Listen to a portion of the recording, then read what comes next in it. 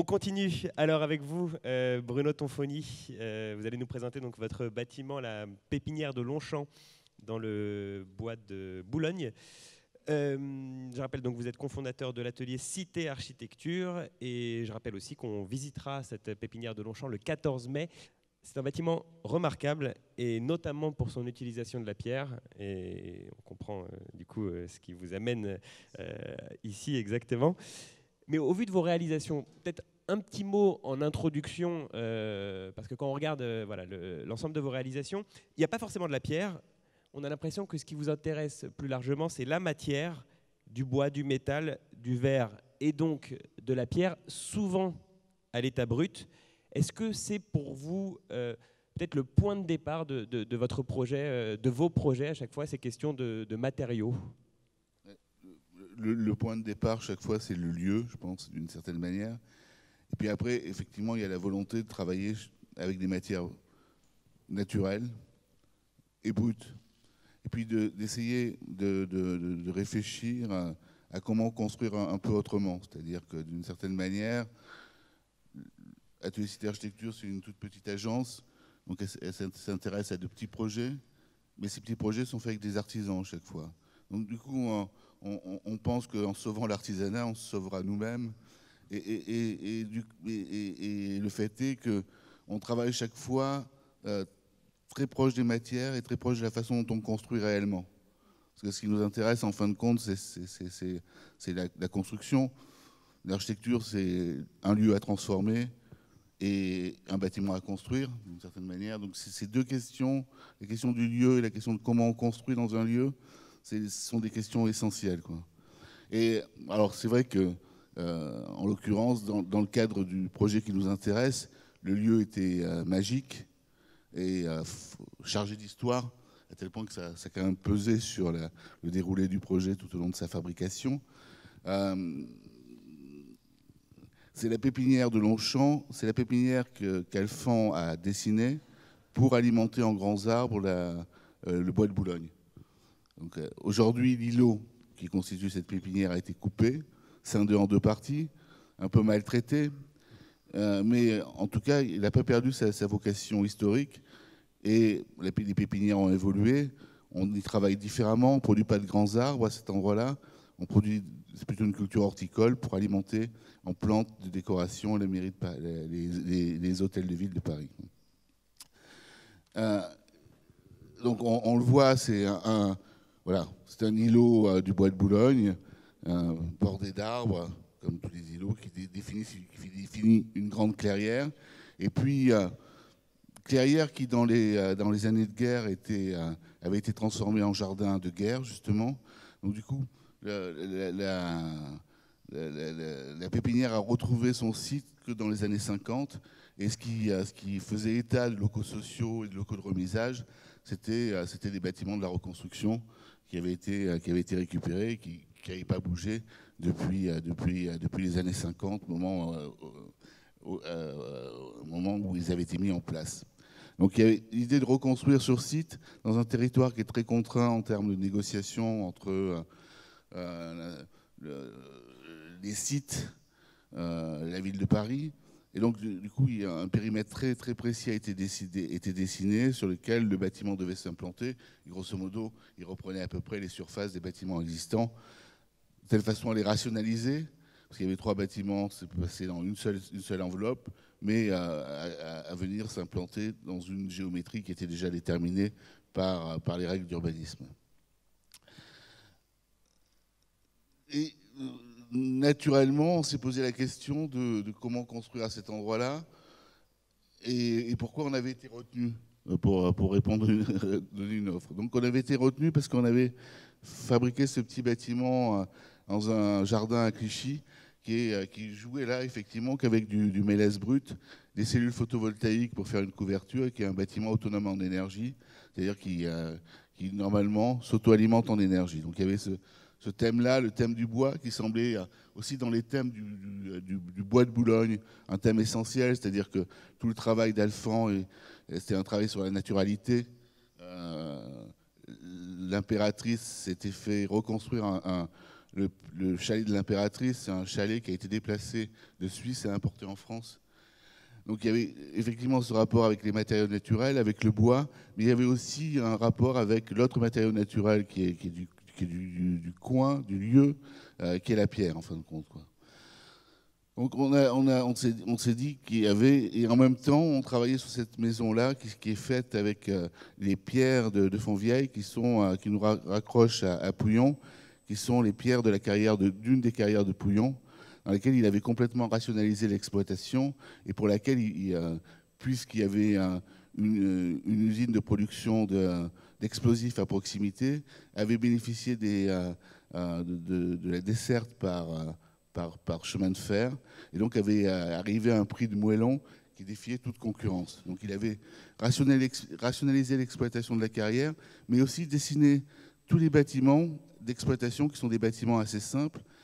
Et la visite de cette carrière s'est faite de façon concomitante avec la réflexion sur le bâtiment, en se disant, d'une certaine manière, on travaille sur un bâtiment agricole. Donc, essayons de rester dans la simplicité et l'évidence de la construction de ce type de bâtiment, c'est-à-dire un rez-de-chaussée en pierre. Il y avait des questions d'inondabilité qui faisaient qu'il fallait que le bois ne pouvait pas descendre jusqu'au sol. Mais on retrouvait d'une certaine manière dans cette organisation pierre et bois, pierre pour le rez-de-chaussée et bois pour l'étage, le vocabulaire de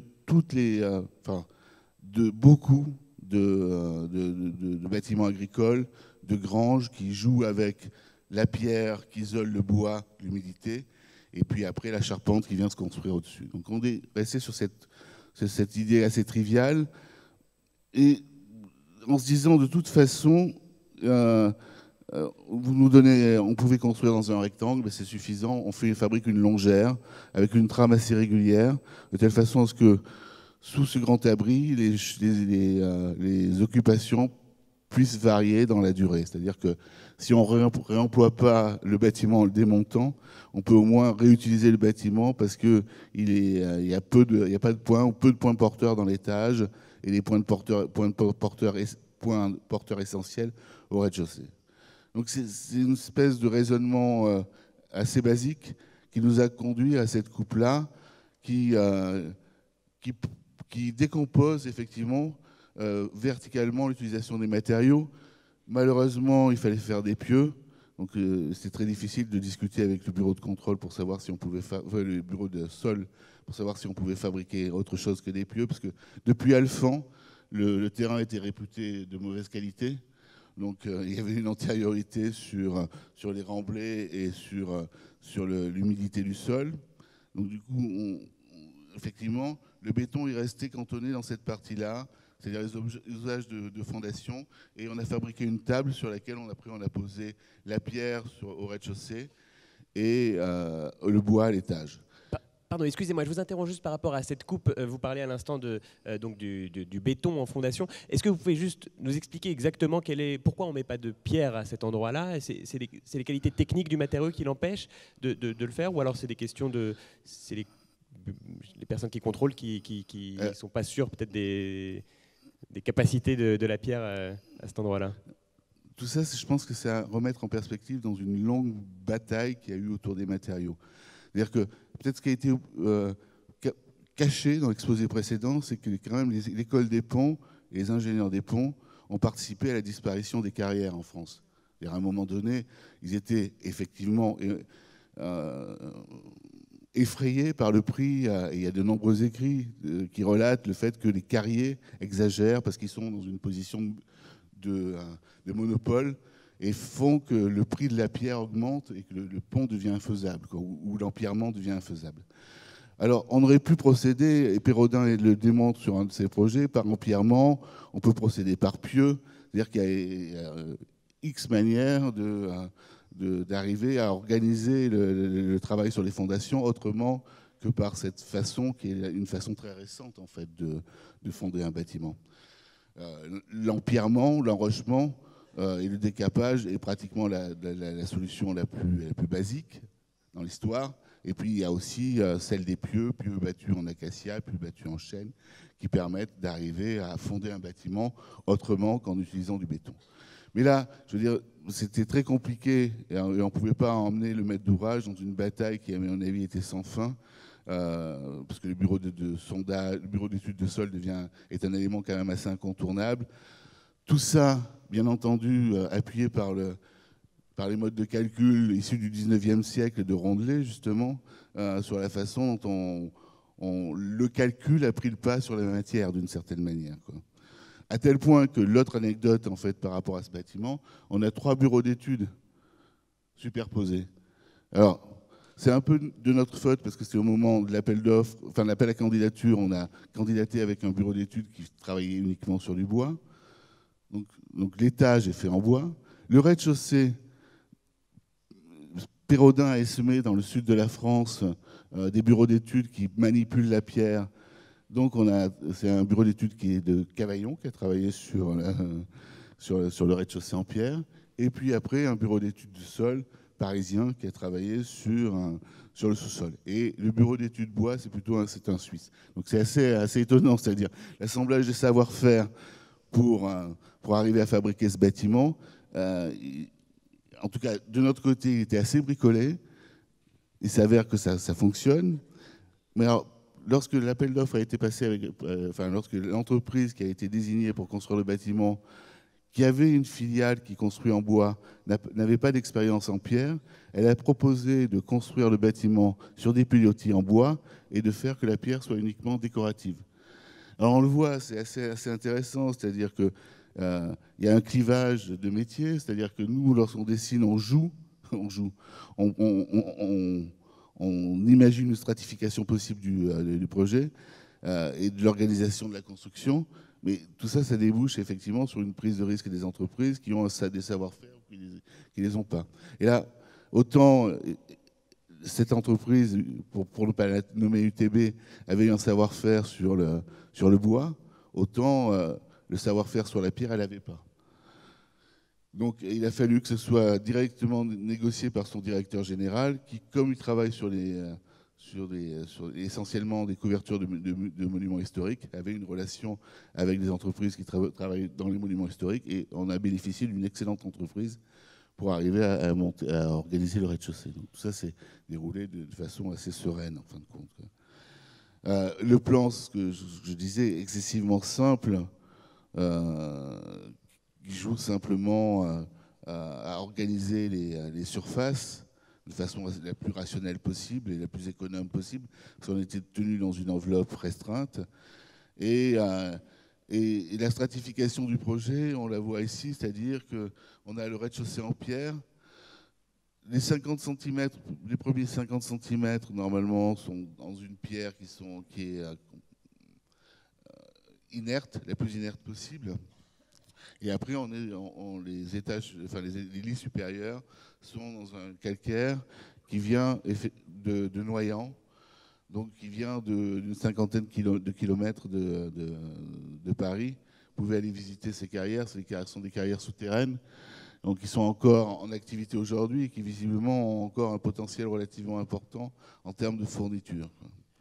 Juste un mot, pardon. La pierre inerte en bas, c'est pour éviter quoi, que l'eau s'infiltre, c'est ça? Voilà, il y a moins de porosité. C'est pour éviter, alors là le béton fait très bien l'affaire, c'est pour éviter qu'il y ait des remontées de capillarité dans la pierre qui est au-dessus, quoi. Mais de toute façon, dans l'histoire, ça a toujours été fait de cette façon-là.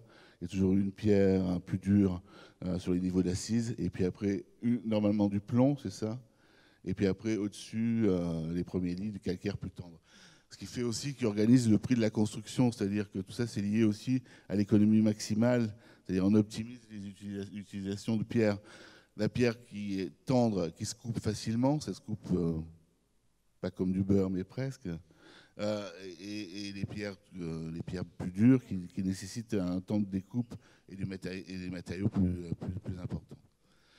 Et puis après, on a rationalisé, et c'était effectivement ce qui était discuté à propos du bâtiment parisien tout à l'heure, on a rationalisé les blocs, les moellons, de telle façon à arriver à des moellons assez standards, assez faciles à manipuler. Il ne fallait pas qu'on soit dans des géométries trop complexes. Et puis après, l'appareillage a été assez simple. Il était aussi d'arriver à utiliser le plus de moellons identiques possible. Et tout ça, ça s'est monté petit à petit. Il a fallu simplement 2 semaines pour arriver à faire émerger le rez-de-chaussée du sol. Les lits sont posés de façon à être mis horizontaux, de telle façon. Les joints sont d'abord roulés, de telle façon à ce que l'impossibilité qu'un liquide qui a été mis, que le plâtre, que le mortier très liquide, qui est mis après, infiltré par le rang supérieur, puisse s'écouler. Donc du coup, les assises sont complètement horizontales.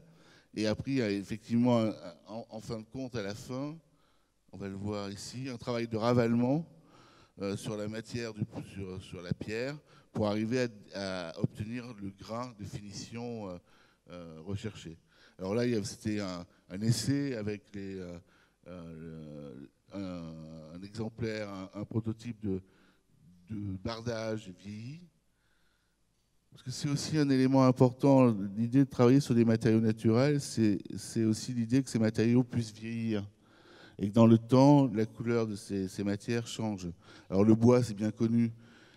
Simplement, il faut peut-être faire attention au type de bois par rapport au lieu et essayer de maîtriser un peu son vieillissement en essayant de réfléchir à la façon dont l'eau s'écoule sur le bois.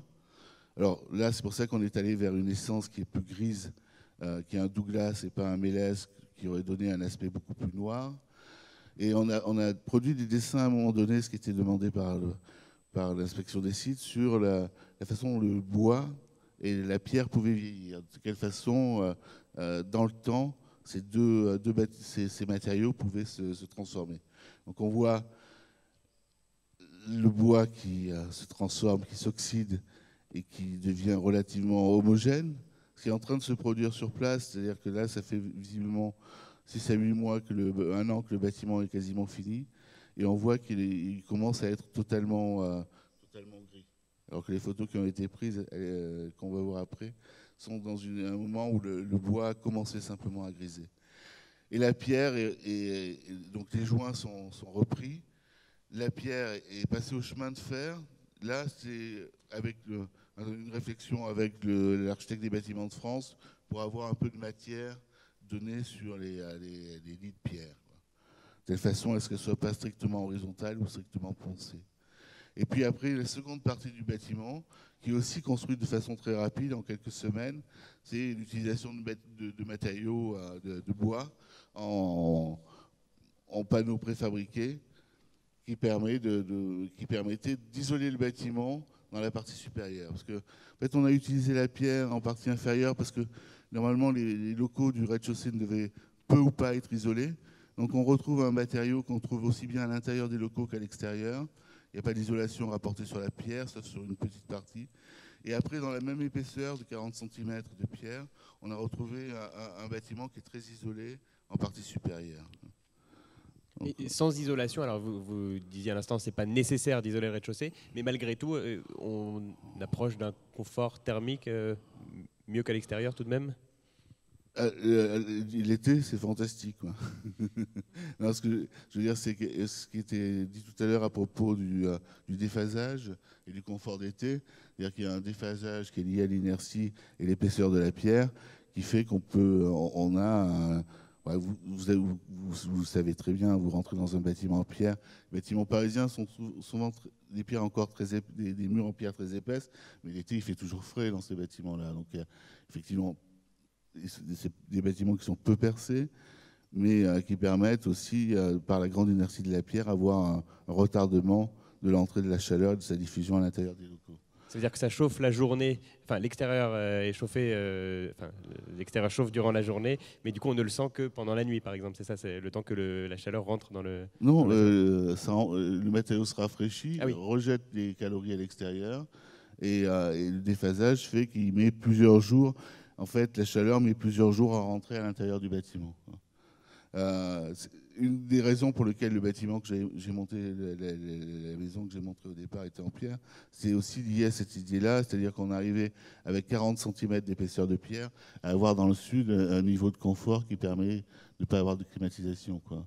Et après, avec un système là, comme ici, de bâtiments peu épais et de locaux traversants, on peut ventiler assez facilement les pièces la nuit. Donc s'appuyer sur le décalage et l'amplitude jour-nuit en température pour rafraîchir en permanence le bâtiment. Donc effectivement, toutes ces questions bioclimatiques, à la fois par le biais du bois et une surisolation à laine de bois qui permet d'avoir un déphasage, et à la fois au rez-de-chaussée par la surépaisseur de pierre, permet d'avoir un confort thermique d'été qui fonctionne, alors que c'est aujourd'hui le plus difficile à obtenir. C'est-à-dire on sait faire des boîtes étanches qui ont un confort thermique d'hiver maîtrisé, mais on évite difficilement à ces boîtes de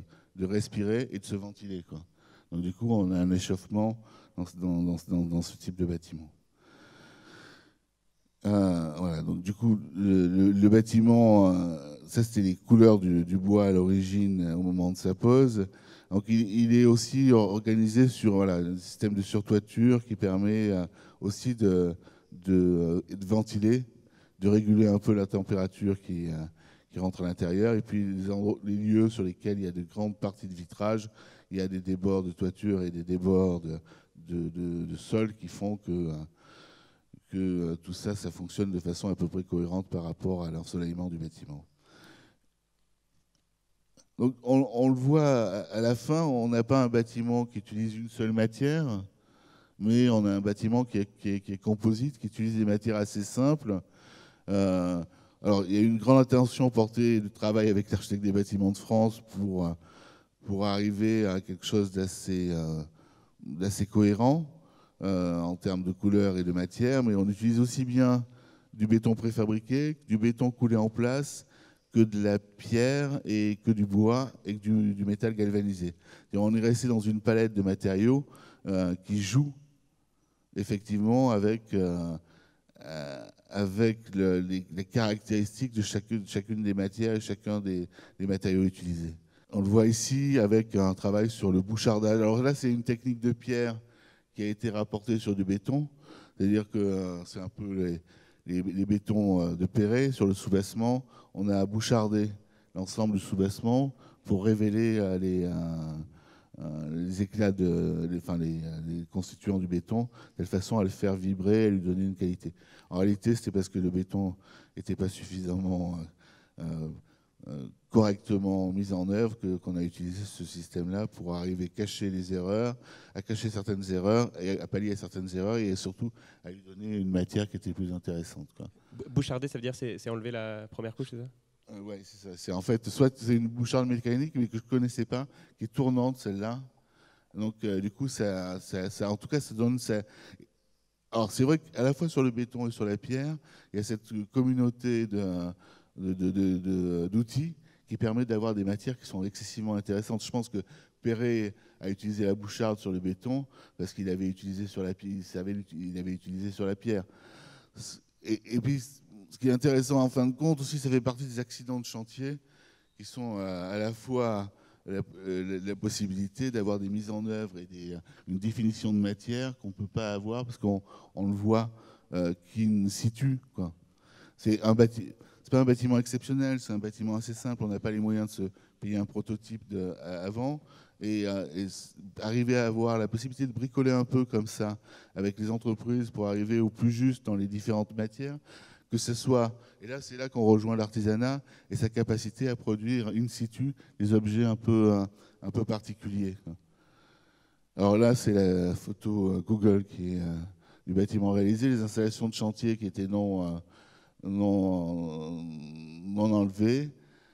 Alors, et on voit ici, c'est-à-dire que cette continuité de matériaux et de matières, elle est aussi mise en œuvre sur le sol. Le sol est un sol en sable stabilisé. on a retrouvé aussi les matières du bois en utilisant ce matériau-là. Et donc, du coup, on voit qu'on passe. Il aurait fallu la photo d'origine d'un enrobé qui recouvrait la totalité du site à un matériau qui est normalement légèrement perméable et qui permet d'assurer une gestion des eaux pluviales à la parcelle. Voilà, là, c'est le bâtiment fini et le jeu des différentes matières, que ce soit le bois, la pierre et le béton, le métal galvanisé. Et chaque fois, en fin de compte, on a utilisé ces 5 ou 6 matières qui constituent la totalité de l'organisation du bâtiment. Voilà, le bâtiment vu sur notre côté, sur le pignon. Et puis, il y a effectivement un travail aussi sur la relation. Alors, la relation au bois et aux plantations. Là, il manque un arbre d'ailleurs sur cette photo, mais parce qu'il n'a pas tenu l'été. Mais il y avait cette idée aussi qu'on puisse construire, dans la continuité de cette naturalité du bois, on construise avec des matériaux naturels, des matières qui étaient les matières du lieu, en fin de compte. C'est aussi ça ce qui est intéressant, c'est-à-dire que le sol stabilisé, c'est composition mairie de Paris. Donc il a un rapport stricto sensus avec le lieu et la façon dont on fait une promenade calcaire, une promenade à Paris. La pierre, elle parle aussi de l'origine, elle parle du lieu.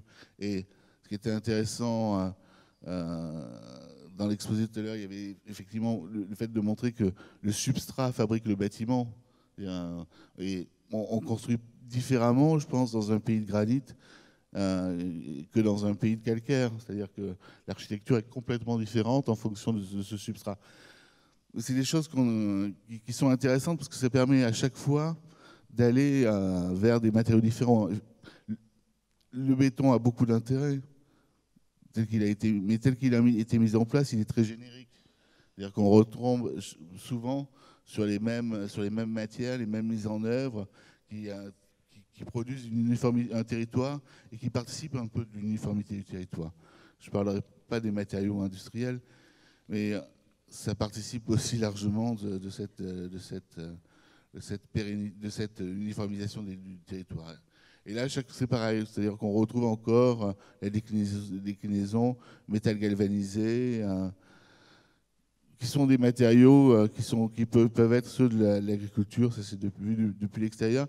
Et ça, c'est vu depuis l'intérieur. C'est-à-dire qu'en fait, intérieur-extérieur, on retrouve encore une fois les mêmes matières. On a une continuité des plinthes en béton à l'intérieur.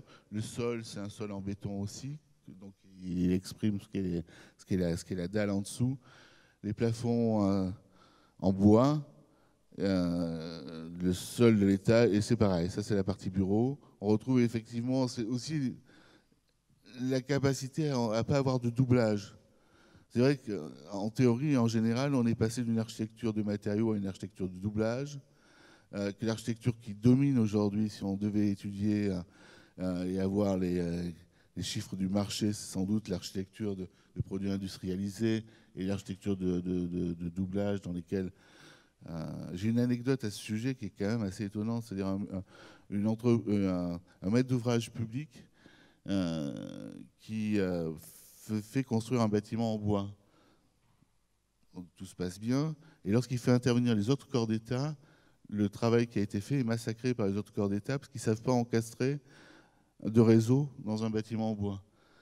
Donc moralité, deuxième génération de bâtiments, il revient au parpaing, parce que en fait, il y a une continuité de savoir-faire. Là, c'était à peu près la même chose, c'est-à-dire qu'en fin de compte, il y a eu le fait de ne pas avoir de faux plafonds et de tout mettre en apparent, parce qu'on ne pouvait pas, c'était difficile de doubler la pierre. Donc du coup, ça a induit une circulation de tous les éléments techniques sont montrés. Donc il a fallu que l'entreprise prenne le soin de les dessiner, qu'on se mette d'accord, qu'on soit sur le chantier pour vérifier où ça passe. Mais ce qui nous semblait intéressant dans ce travail-là, c'est le même travail que sur la pierre, c'est-à-dire que le matériau fabrique l'architecture.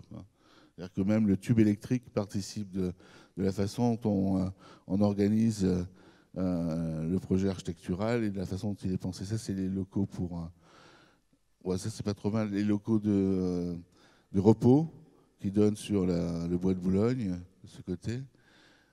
La cloison qui permet de la distribution. Et donc du coup, après l'intérieur, ben, c'est en nouveau le bois structurel, parce que c'est les panneaux de structure qui ont simplement été lasurés, de telle façon à les blanchir pour pas qu'ils jaunissent dans le temps, et donner un côté un peu plus contemporain, un peu moins chalet, donc qui uniformisait un peu la matière, quoi. Voilà, donc on a fait le tour, un retour sur le bois, et puis effectivement sur des détails de jeu entre les différentes matières. Le chez nous, alors là, c'est pareil, on joue sur la descente de pluviale qui est apparente. Et ça, c'est parce que, par exemple, dans les bâtiments, dans les monuments historiques, dans les bâtiments, la question de la gestion de l'eau, c'est une question architecturale, c'est pas une question technique, quoi. Donc, on voit, on sait, je veux dire, les gares, c'est assez fascinant de voir la façon dont l'eau est gérée et la façon dont les stratagèmes qu'ont employé les types qui l'ont construit pour arriver à faire que l'eau circule correctement dans le bâtiment. Elle n'est jamais cachée parce qu'on sait que de toute façon, si on la cache, ça pose un problème. Et là, du coup, la discussion, c'était de montrer l'eau et de faire que tout le nivellement de cet endroit-là conduise l'eau au bon endroit pour qu'elle puisse être infiltrée. Donc, le dessin des abords a été mis en place de telle façon à ce qu'on voit l'eau en permanence et qu'on sache à quel endroit elle va s'écouler. Ce qui était un thème d'architecture, parce que du coup, il n'y avait même plus de questions à se poser sur la façon dont les choses devaient être dessinées, parce que l'eau se mettait en plus dessiner les choses, quoi. Et du coup, la pluviale a été ouverte, de telle façon à ce qu'on voit l'eau, mais aussi qu'on n'ait pas de problème de bouchon, de feuilles à un endroit qui puisse poser problème, quoi. Donc, voilà, on retrouve après encore ces questions d'appareillage, de matière, de grains de la pierre. Alors là, effectivement, c'est une pierre calcaire qui scie. La discussion avec l'architecte des bâtiments de France, c'était sur le rendu de la pierre. Elle imaginait au départ quelque chose de plus brut. Mais forcément, un calcaire, si on veut qu'il vieillisse dans le temps, il faut qu'il soit fin. Et on ne peut pas lui donner de détails ou très peu, quoi. Donc, du coup, c'est le chemin de fer qui va juste peigner un peu la pierre. Ça va donner un côté, un peu une matière lorsqu'on va s'approcher. Mais on reste sur un bâtiment et l'utilisation d'une pierre qui est relativement calme et uniforme, quoi. Juste un mot, on va arriver à la fin de votre présentation et comme ça on va garder un tout petit temps pour les deux séquences suivantes. Peut-être juste un mot sur le coût de la construction. On l'a évoqué dans la première partie. Vous nous parliez vous aussi tout à l'heure de l'optimisation dans la taille des blocs de pierre. Ça coûte plus cher qu'un bâtiment pas en pierre. Il faut compenser quelque part quand on propose un bâtiment comme ça. Là, c'était le budget de la ville de Paris pour un bâtiment qui était celui du concours. On n'a pas dépassé le budget qui était donné initialement. Et ils n'ont pas prévu un budget particulièrement haut pour ce genre de je pense. D'autres auraient proposé d'autres solutions sans... je pense qu'il y avait au moment du concours des bâtiments en bois et polycarbonate qui étaient proposés. Donc du coup, en tout cas, là, on est rentré dans les purs. En plus, il y a des niveaux. C'est un bâtiment qui est difficile à comparer à l'autre bâtiment parce que le rez-de-chaussée fait 3,50 m de hauteur. Donc, et on a à peu près la même hauteur en dessous. Donc, on a pratiquement 3 étages dans deux niveaux de bâtiment. La rive est à peu près à 8 mètres du sol. Donc, effectivement, en tout cas, on a démontré là que il était possible de construire avec ce matériau-là dans le budget qui était imparti au départ. Le bâtiment remis dans sa situation en face de la Défense. C'est toujours assez étonnant de voir cette parcelle comme ça dans un milieu aussi enfin, voilà, c'est ça, le dépaysement est total, quoi. C'est-à-dire quand on vient de Paris sur le chantier, c'est assez étonnant parce qu'on est dans un autre lieu. Et puis là, la vue montre bien le contraste qu'il peut y avoir entre le bois, le bâtiment et puis après l'agglomération qu'il y a autour. Un petit mot, peut-être vous aviez juste 2 images, je crois, d'un autre projet. Rapidement, vous voulez nous en parler aussi? Oui, parce que c'est vrai que l'utilisation de la pierre, on parle de pierre de construction et de façade.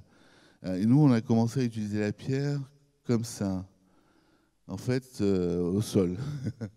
Et alors, au sol, ce qui nous semblait intéressant aussi, là c'est pareil, c'est-à-dire qu'on est dans un village de proche de Colmar, qui était dans la poche de Colmar pendant la guerre, donc essentiellement détruit. C'est assez intéressant, c'est un village qui a été détruit à 50% de la route des vins. Ils ont d'ailleurs un excellent Käferkopf, qui est le cru spécifique du lieu. Mais bon, ils étaient très malheureux parce qu'ils n'avaient pas de place. Et ils sont en concurrence avec tous les autres villages de la route des vins. Et ils étaient malheureux aussi parce que leur centre avait été reconstruit. Donc, mais c'est une reconstruction qui était assez douce, qui a joué avec les archétypes de l'histoire alsacienne et qui a maintenu sur le rez-de-chaussée une plinthe de 50 cm en grès de partout sur les bâtiments. Bon, c'est un architecte assez fameux, hein, mais dont le nom est assez imprononçable, alsacien, et qui a construit pas mal de ces villages, et en essayant de rationaliser. Et là, l'idée, c'est on a travaillé sur ce lieu en réutilisant la pierre, une pierre identique à celle qui avait été mise en œuvre, mais surtout en prenant des morceaux de l'escalier, l'emmarchement, en le démontant, le déposant et le reposant ailleurs. C'est-à-dire qu'on a rebricolé, en fait. On est vraiment dans les questions du bricolage, quoi. J'adore ça parce que, en fait, c'est pas du tout une vision rationnelle de l'architecture, mais on n'aurait jamais fait ce projet-là si ce n'était pas dans ce lieu-là. On n'aurait jamais utilisé la pierre de cette manière-là parce que c'était complètement ringard. On n'aurait jamais fait le même mur parce que les joints et les moellons ne nous plaisaient pas. C'est-à-dire on a fait des choses qui n'étaient pas du tout, on pourrait dire, c'est le premier abord, ça ne me plaît pas. J'aime pas ça. C'est du grès des Vosges, normalement. Sauf que c'est de la quartzite de Suède. Alors là, c'est là que c'est moins bien. Parce qu'ils n'ont plus de grès pour pouvoir faire les sols. Et alors, du coup, effectivement, on a l'emmarchement déplacé, un mur déplacé, reconstitué, sont symétriques de l'autre côté. C'est-à-dire qu'en fin de compte, et tout ça inscrit dans la continuité des grès du village, dans la partie haute, et des soubassements qui avaient été maintenus. C'est-à-dire qu'en fait, on a assuré une continuité d'écriture. On a aujourd'hui, je ne sais pas si on arrive à... Parce que l'architecture de la reconstruction, pour beaucoup de gens, je pense que maintenant, en tout cas celle-là, elle est passée dans l'idée ou les images qu'on peut avoir d'une architecture traditionnelle ou rurale. Et du coup, tout ça, ça fabrique quelque chose d'assez cohérent, en fin de compte, quoi. Et en étant dans le démontage et le remontage. Merci beaucoup. Deux petites images, voilà, c'était pour ouvrir un petit peu, mais je vous rappelle donc votre bâtiment, la Pépinière de Longchamp, qu'on ira visiter avec grand plaisir le 14 mai. Merci beaucoup, Bruno Tonfoni.